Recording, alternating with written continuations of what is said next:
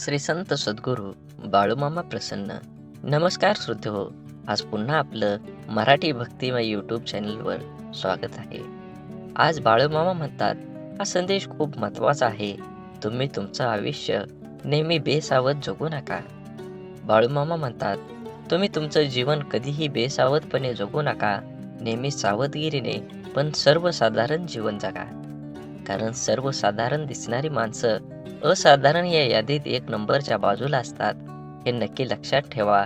जीवनात काही कमवायचंच असेल तर त्यासाठी पूर्ण मेहनत करावी लागेल. मेहनत अशी करा की 100% मेहनत केल्यानंतर तुम्हाला त्या कर्माचं फळ 100% मिळणार आहे. कधीही कुणाचं वाईट बघू नका किंवा वाईट विचार करू नका. नेहमी चांगला विचार करा. दुसऱ्याबद्दल आणि स्वतःबद्दल नेहमी माणसानं अशा पद्धतीने जगावं जेणेकरून त्या दुसऱ्या माणसाने आपल्या आतुरतेने वाट बघावी की तो माणूस आपल्यासाठी काहीतरी नक्की करेल. या हिशोबाने सर्व जीवन व्यतीत करा. जीवनात येणाऱ्या अडचणींना मात करून जीवनात सदैव मामांचे नामस्मरण करावे आणि जीवनात आध्यात्मिक प्रवास सुरू केला पाहिजे. जीवनातील प्रत्येक अडचणींना सामोरं जाताना तुम्ही त्या अडचणी कशा प्रकारे बघत आहात हे सगळ्यात महत्त्वाचं आहे. तुम्ही जर अडचणींना सामोरं जात असता, नेहमी जर वाईट विचार किंवा वाईट वाटून घेत असाल तर ते नक्की सोडून द्या. कारण तुम्हाला एखादी अडचण हे काही न काही देत असते. शेवटी काही नाही दिलं तर अनुभव 100% देत असते. नेहमी अडचणींचा सामना एक चांगल्या प्रकारे करा, मगच यश तुम्हाला मिळणार. हे जीवन खरंच खूप सोपं आहे. असेच बाळूमामांचे संदेश आपल्यापर्यंत पोहोचण्यासाठी पहिल्यांदा व्हिडिओला लाईक करा. चॅनलवर नवीन असाल तर चॅनलला सबस्क्राईब करून कमेंटमध्ये बाळूमामांच्या नावाचा जयघोष करायला विसरू नका. बाळूमामा म्हणतात, आईची माया धरणी मातेपेक्षाही महान आहे आणि वडिलांचे स्थान आभाळापेक्षाही उंच आहे. जगात कुणी कुणाला आपल्यापेक्षा पुढे गेलेलं बघू शकत नाही, परंतु एक आई वडीलच असे आहेत की जे आपल्या मुलाला आपल्यापेक्षाही पुढे गेलेलं पाहून आनंदी होतात. श्रीमंती फक्त पैशात नाही मोजली जात. तुम्ही ज्या सवयी, दृष्टी, समजूतदारपणा आणि नीतिमूल्य जोपासता ती पण श्रीमंती असते. परिस्थितीने वजाबाकी करून ठेवलेल्या आयुष्यातच माणूसपणाची बेरीज करत राहणं म्हणजे जगणं. जेव्हा आयुष्य नकोसं वाटतं तेव्हा आयुष्य बदलायची नाही तर जीवन जगण्याची पद्धत बदलायची गरज असते. म्हणून आयुष्य खूप कमी आहे, ते आनंदाने जगा. प्रेम मधुर आहे, त्याची चव चाखा. क्रोध घातक आहे, त्याला गाडून टाका. संकटे ही क्षणभंगूर आहेत, त्याचा सामना करा. आठवणी या चिरंतर आहेत, त्यांना हृदयात साठवून ठेवा. आणि असेच बाळूमामांचे संदेश आपल्या जीवनात एक नवीन प्रकाश पाडत असतात. असाच संदेश शेवटपर्यंत ऐका. नक्कीच तुमच्या जीवनात जगण्याचा दृष्टिकोन हा 100% बदलेल. बाळूमामा म्हणतात, समजूतदारपणा आणि शांतता हे वयावर नाही तर आयुष्यात आलेल्या अनुभवावर अवलंबून असतात. एका चुकीच्या शब्दाकडे लक्ष देण्याऐवजी केलेल्या 1000 चांगल्या गोष्टींकडे लक्ष द्या. नात्यामध्ये, मैत्रीमध्ये कधीच दुरावा येणार नाही. समस्या ही कापसाने भरलेल्या पिशवीसारख्या असतात. जे तिच्याकडे फक्त बघतात त्यांना ती जड वाटते, पण जे हाताळतात त्यांनाच ते वास्तवात कळतं. म्हणून जीवन जगताना माणुसकी जपा. जीवनात नक्कीच तुमच्या बदल घडून आल्याशिवाय राहणार नाही. शेवटी कर्मावर विश्वास ठेवा. कर्म चांगलं असेल तर तुम्हाला कोणत्याही गोष्टीची विचार करण्याची गरज नाही. शब्दांमुळे आनंद मिळतो, शब्दांमुळे दुःख मिळतं, शब्दांमुळे समस्याही निर्माण होतात. शब्द उत्तरही सापडतं, शब्द शापही देतात आणि शब्द आशीर्वाद आणि शुभेच्छाही देतात. शब्द शत्रुत्वही मिळतं आणि शब्द मित्रही जोडतात. शब्दांच्या आजारावर औषधही शब्दच असतात. त्यामुळं जीवनात प्रत्येक शब्द सुंदर असला पाहिजे. आत्मविश्वास, संयम, नेतृत्व, धाडस आणि सहनशीलता या आपल्या शरीरातील अदृश्य शक्ती आहेत. त्या नेहमी जागृत ठेवल्या की आयुष्याचा प्रवास हा यशाचा राजमार्ग झाल्याशिवाय राहणार नाही. जीवनात आपल्याला रोखणारा आणि टोकणारा असेल तर त्याचे उपकार माना.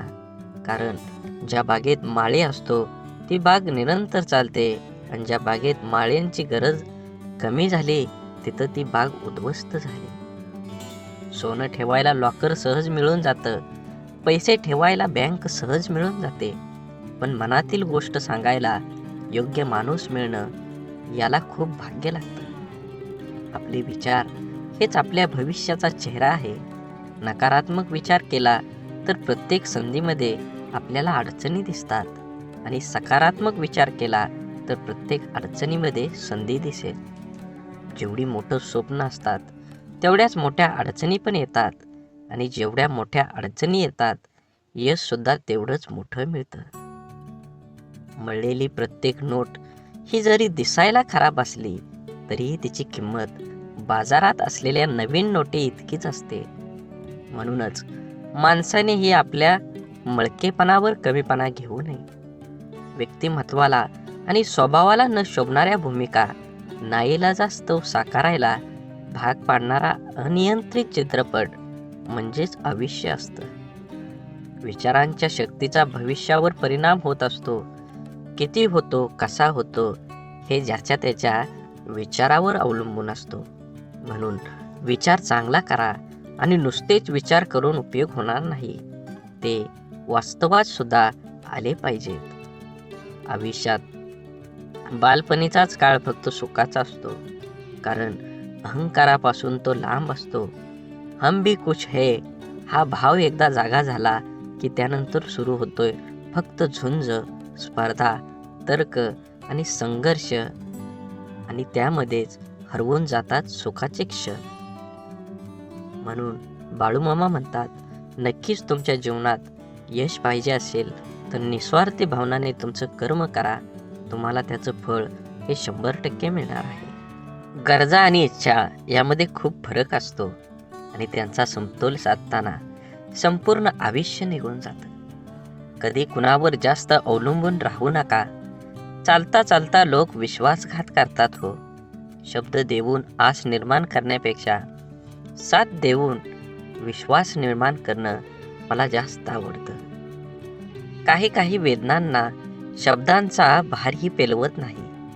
प्रत्येकाच्या स्वभावाची छटा समजणं अशक्यच, म्हणून कोण कसं वागलं हे लक्षात ठेवण्यापेक्षा त्यातून तुम्ही काय शिकलात आणि पुढे काय करावं लागेल हे डोक्यात ठेवणं जास्त महत्त्वाचं.